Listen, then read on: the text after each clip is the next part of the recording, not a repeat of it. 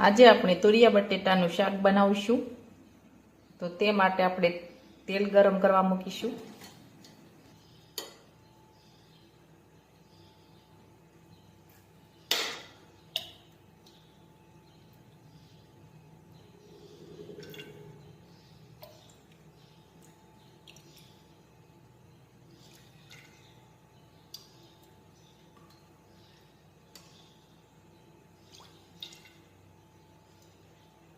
હવે આપણે તેલ છે તે ગરમ થવા દઈશું।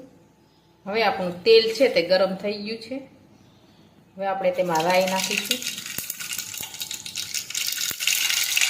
હિંગ નાખીશું,